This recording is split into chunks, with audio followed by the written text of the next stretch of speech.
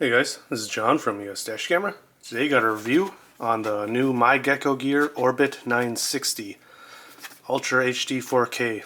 I did review their dual channel camera a couple months ago and I thought it was an okay camera. It's a good value, had decent quality. It's not the best out there, but I did think that myGEKOgear is a brand to watch out for. So hopefully they keep it up and continue to make better products, because right now they're off to a pretty decent start.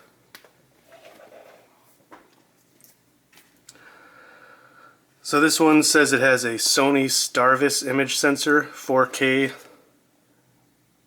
Ultra HD, so they got a typo right on the box. Hopefully they'll fix that if they haven't already. It's got a 2.7-inch LCD screen on the back, built-in Wi-Fi and built-in GPS. Here you can see it says it's designed in California, assembled in China. So in addition to the Ultra HD 4K with the Sony Starvis image sensor, it says it's got a 140-degree field of view. Of course, that 2.7-inch LCD supports up to 512 gigabytes, which is really nice for a 4K camera. Unfortunately, this does use a battery, not a supercapacitor. The reason supercapacitors are better is they are more resilient in extreme hot or cold temperatures, but most people don't have problems with batteries. It's been pretty uncommon, but people generally prefer supercapacitors. It's got a couple pretty standard features that most people don't even use: motion detection, driver fatigue warning, wide dynamic range, which is typically on by default, the GPS locking. So with the GPS you can see where you are on a Google Maps kind of view, but again, it's something most people don't really use often, because usually in your dash cam videos you can see where you are just based on stores around you or street signs.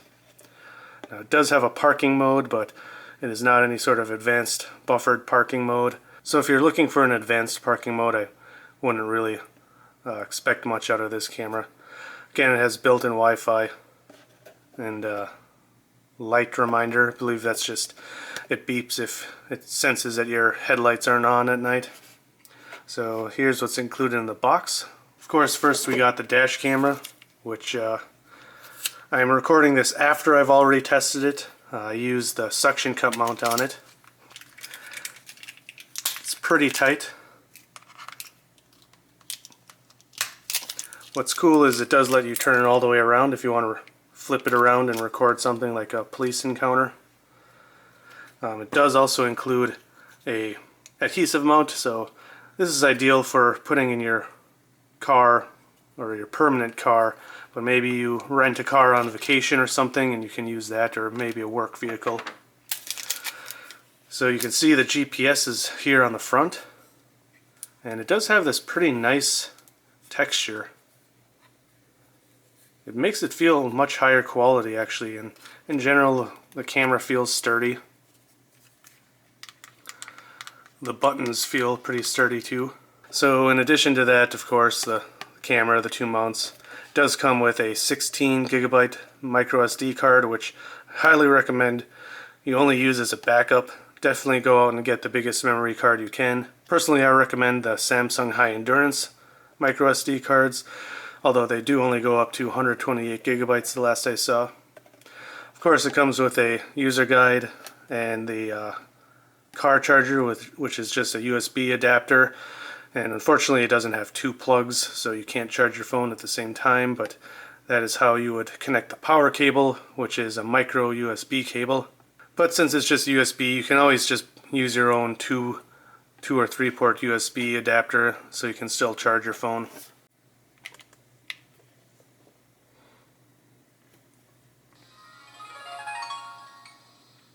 So the menu is pretty basic.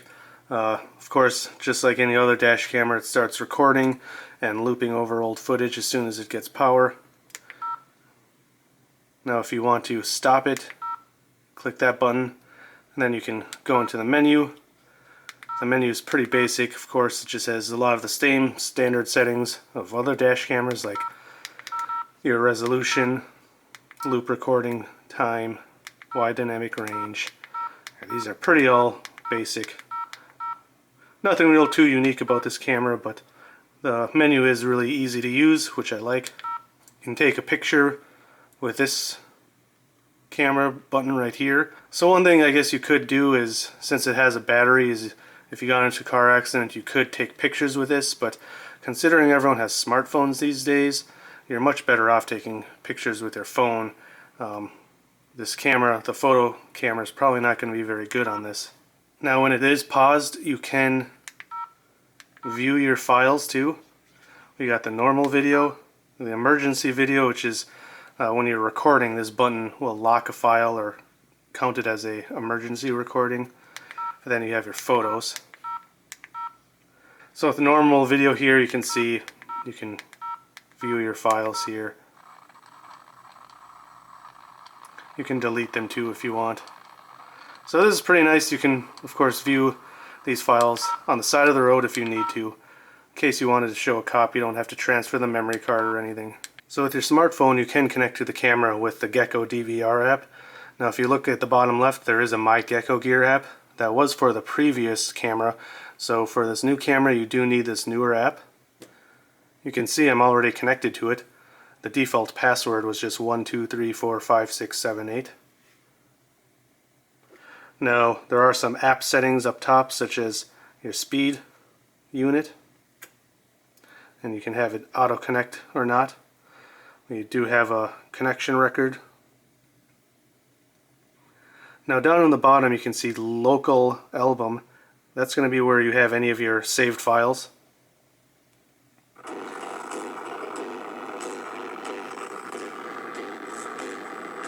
So you can watch it full screen. It's really loud, so I'm going to stop that. You can actually share these, and what ends up happening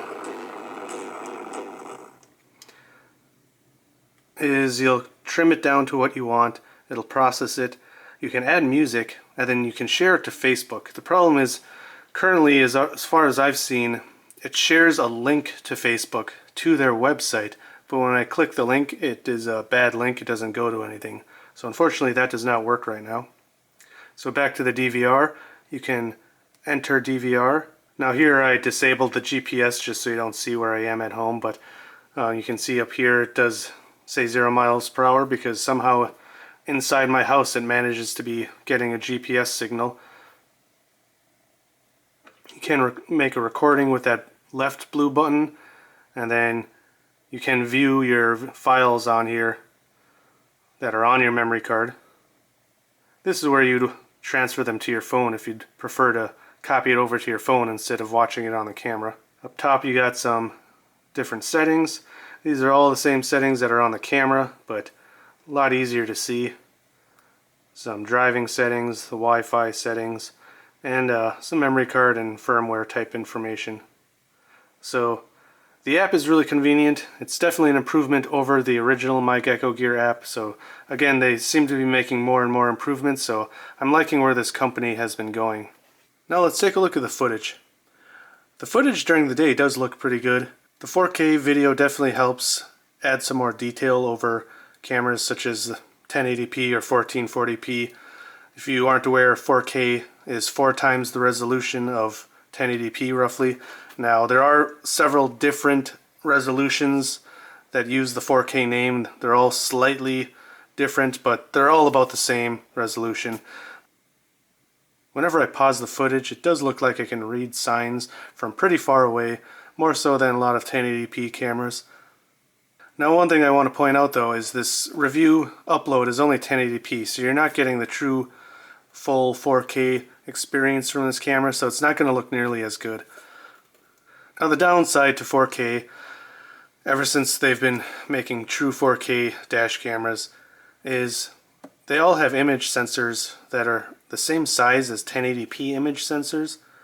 So basically what that means is the pixels are actually smaller than the pixels of the 1080p sensors, or of the pixels of the image sensor. I'm not really sure how you would call that, but that basically means they're not capturing in as much light, according to the few manufacturers that I've talked to. But a lot of people, I think, are willing to trade that off, having a little bit darker image at night for higher resolution. So that's really up to you, but this camera at night doesn't look that great. It doesn't look terrible, but with the brightness and just it looks a little washed out. It's adequate, but I think people are going to think there's other cameras out there that are better at night. Now overall, I do really like this camera. It is $200, which seems a little pricey, but considering the specs on it, built-in GPS, built-in Wi-Fi, it actually seems like a pretty reasonably priced camera. Now I forgot to mention at the beginning, myGEKOgear did reach out to send me this for review. They sent me the previous one I just reviewed a couple months ago, and one other mirror-based dash camera. One nice thing about this brand is it is available at Best Buy, so some people like to buy at retail stores, so you have that option. You don't have to buy this from AliExpress or Wish or anything like that. So it's nice that you can buy from an American retailer if that's something you care about. Now I have looked for it on Amazon and it seems like it's never available, but it is listed there, so I will provide links down in the description to where you can purchase this and the other myGEKOgear cameras that I've reviewed on Amazon, but I can't promise that they're going to be available because they don't seem to ever be in stock when I check. So if you can't find it there, definitely check out Best Buy. So yeah, again, I do think this is a pretty solid camera. It feels, like I said, really sturdy. It feels high quality. It's got a suction cup mount and adhesive mount, so you can use it in your main car and other cars like rentals or a work vehicle. For the price, with 4K, built-in Wi-Fi, built-in GPS, and a pretty adequate Wi-Fi app, it seems like a good purchase if you were already looking at this. So guys, I hope this video was helpful. If you found it helpful or you enjoy my videos, I always appreciate if you hit like and subscribe. And of course, drive safe. Thanks for watching, and I'll see you next time.